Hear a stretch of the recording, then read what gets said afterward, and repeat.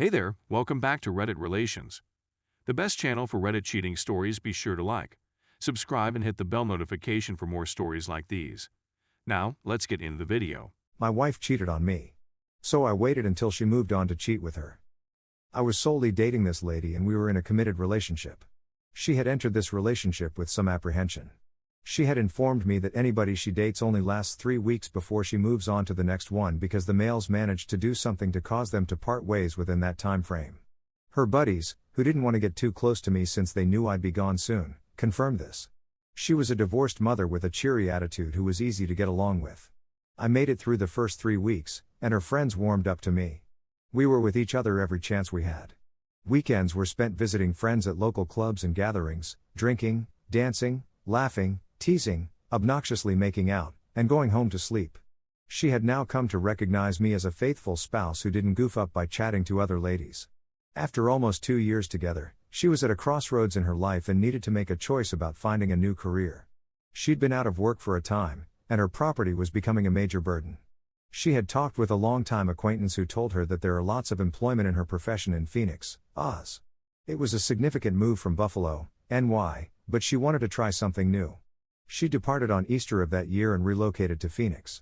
Because I loved her, my tender heart vowed I'd be there in November. We never crossed one another's paths and constantly communicated. I went down a few months later to see whether I'd enjoy the new city. We quickly returned to the honeymoon period, and my brief vacation was coming to an end. I met her colleagues and found them to be kind. That they would keep an eye out for her till I returned permanently. By the end of October/beginning of November, I've driven across the nation to live with her and her 2 teenage kids. Everything is fantastic. It's the first time we've ever shared a home. We had to become used to each other's routines. I was a diehard gamer, and my favorite game was Madden. I played every day. And our month together was a learning experience. I had no idea she was on 2 sorts of medications when I was with her, one to help her stop smoking, Chantix, spelling, and the other an antidepressant. She wasn't taking them as prescribed, so she started self-medicating with booze and smokes. Her budgeting abilities were appalling, as I realized. We lived in a home she chose that was too expensive for her income alone, and that didn't include transportation or food. I begged her to accompany me to the grocery store and bring the kids. That was one of the possible arguments we had. Another example was spending money at Starbucks rather than creating it at home. It was not affordable to spend $20 each day at a coffee shop for 3 people, followed by lunch and supper outdoors. We lived in a large home. I was cooking and shopping while also seeking for a new job. We were able to sit on opposite ends of the home without seeing one another because of this house. The main point of contention was a bottle of wine. I had purchased a large bottle to use in the kitchen. I was searching for it furiously. I'm prone to forgetfulness, but I remembered exactly where I'd put it.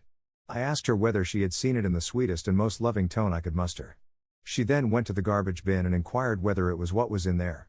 I freaked out. One of the reasons I freaked out was because I grew up in an alcoholic environment where this sort of behavior was the norm, even when everything was locked up. She also grew up in an alcoholic home, where her mother was a horrible influence, which contributed to more than half of the events in her life. This incident between us drove me to shut down. I can't speak when I shut down because it's going to be savage. I need some time to relax. But nobody of us was willing to budge. It took about 2 weeks for us to get on the same page. My birthday was the next month. We were resuming our relationship. We attended to her daughter's function that night. I didn't want to irritate her when all I wanted to do was spend the day dancing and drinking.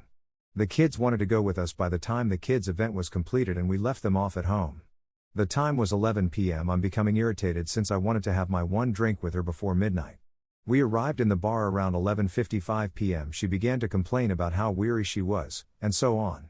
We had that drink and a few dances, and then she runs into someone she knows. They talk for an hour without ever mentioning me. When it concluded, I was like, "Who's that?" She went on to say it was the girlfriend of the maintenance guy's son.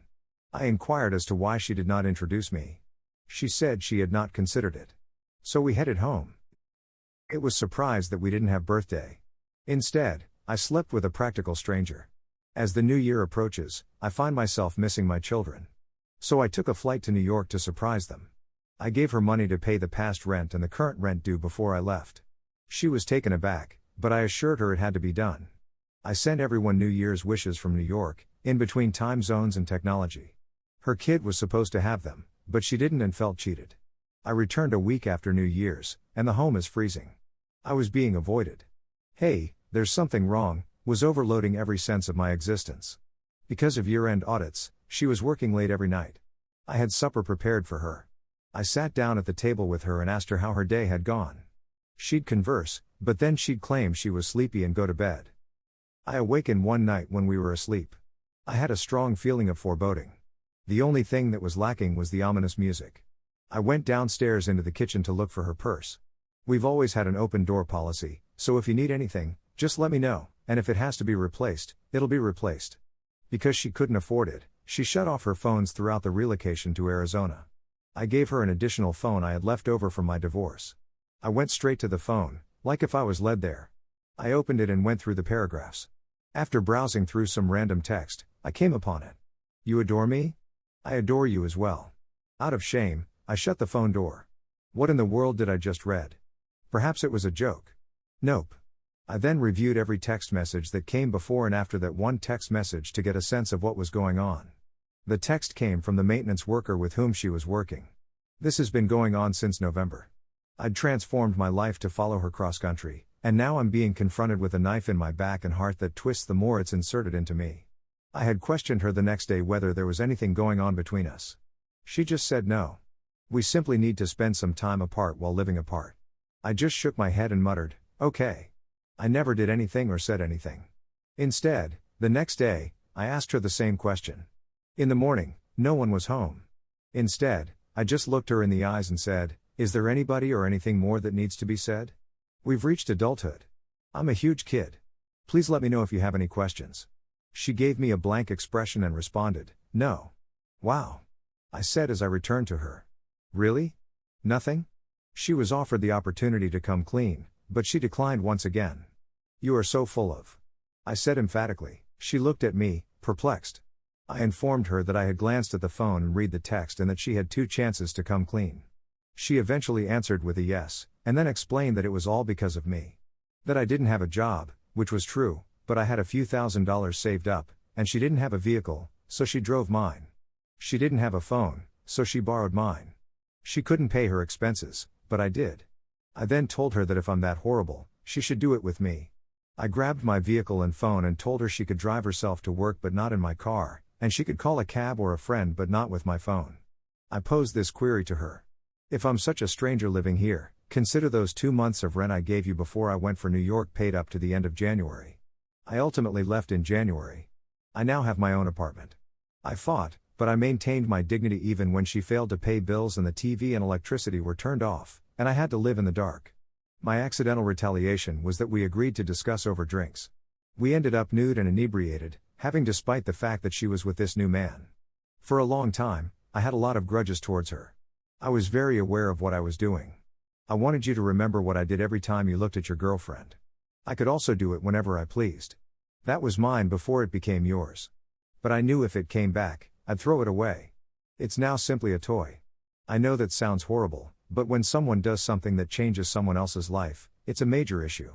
However, if you are treated as if you are anything less than gold, everything related with it, including the person, becomes worthless. I've been single since 2010 and have dated a lot of ladies throughout that time. I've met some wonderful ladies who inspire me to be a better person, but I've also met other women with whom I wish I could rewind time. All of this has taught me to trust my instincts. I've got indicators that some ladies aren't right for me, and I trust my instincts.